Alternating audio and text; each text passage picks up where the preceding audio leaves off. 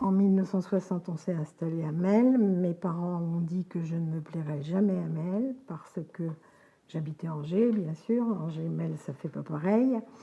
Et ils ont été très surpris de m'entendre dire que j'adorais Melle. J'aimais mieux la campagne que la ville, je pense. Et je trouvais que c'était agréable d'arriver sur cette petite place-là. En fait, je ne dois pas aimer les grands espaces, quoi. Alors, on était quand même dans un quartier qui était pas bien prisé par les Mélois, parce qu'ils avaient rassemblé tous les ingénieurs dans le même endroit. Ça m'a permis quand même d'habiter dans ce quartier. C'était que des ingénieurs, mais ils avaient aussi des jeunes enfants, c'était des jeunes ingénieurs. Donc j'ai connu beaucoup de gens. Et dès que ma fille a été un peu grande et qu'elle est allée à l'école, je me suis investie dans l'association des parents d'élèves. Rien ne me destinait à devenir maire d'une commune. Mais on est parti, alors on a quitté Melle à un moment et on est parti en région parisienne. Ça a duré, alors on a déménagé en 70 ans, je crois.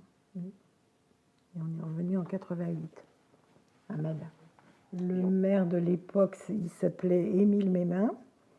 Et donc, on a dit, on habite Pézeltor, on va essayer de participer à ce qui existe à Pézeltor. Donc, il a remarqué que chaque fois qu'il y avait quelque chose, on essayait d'être là. Et il est venu me chercher pour rentrer dans son conseil municipal. Donc, un peu avant 2020, j'ai écrit à tous les maires du canton pour dire que toutes nos petites communes n'avaient certainement pas leur vie assurée dans l'avenir et que ce serait bien de pouvoir se regrouper autour de Melle plutôt. Mais ça avait déjà été proposé par d'autres et ça n'était jamais arrivé au bout. Et donc là, cette fois, tout le monde s'est réuni. Donc maintenant, là, vous connaissez l'histoire. Hein. En fait, il n'y a que 5 communes qui ont accepté de se regrouper avec Melle. J'ai été première adjointe de M. Debien. Et donc, j'ai adoré travailler avec M. Debien. Voilà, je le dis, vraiment, c'était quelqu'un qui avait une bonne vision des choses. Et j'ai adoré travailler avec lui. Et puis après, je me suis rangée, je ne me suis plus représentée. Voilà. J'ai été présidente de la Croix-Rouge, puis après on n'a plus dit président, on a dit référente. C'est surtout diriger un petit peu les bénévoles. C'est bien de faire du bénévolat à la Croix-Rouge, mais c'est tout à leur honneur. Mais après, faut comprendre ce que c'est que la Croix-Rouge. Je ne me félicite pas, mais je me dis que j'ai fait ce que j'ai pu avec les moyens que j'avais.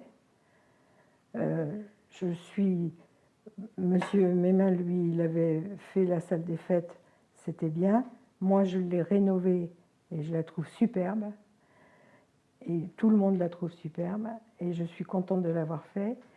J'ai tremblé quand je l'ai fait parce que j'ai fait un gros emprunt que j'ai eu du mal à obtenir, mais j'ai fini par l'obtenir. Et puis je me dis que j'ai eu raison parce que maintenant, cette salle des fêtes, elle est beaucoup utilisée. Et donc, je suis contente de ça. Je faisais la promenade avec mon arrière-petit-fils qui ne savait pas encore lire, mais qui déchiffrait un peu. Ah ben, on y passait du temps. Hein. Je crois que chacun laisse sa marque. Pour moi, c'est ça. Je pense que tout le monde a le droit de laisser sa marque. À Pézeltor, c'est pareil. Moi, probablement que j'ai laissé un souvenir à Pézeltor, mais il n'y aura plus de souvenirs dans quelques temps, parce que tous les habitants que j'aurais connus, ils vont disparaître. On n'est pas éternel, quoi.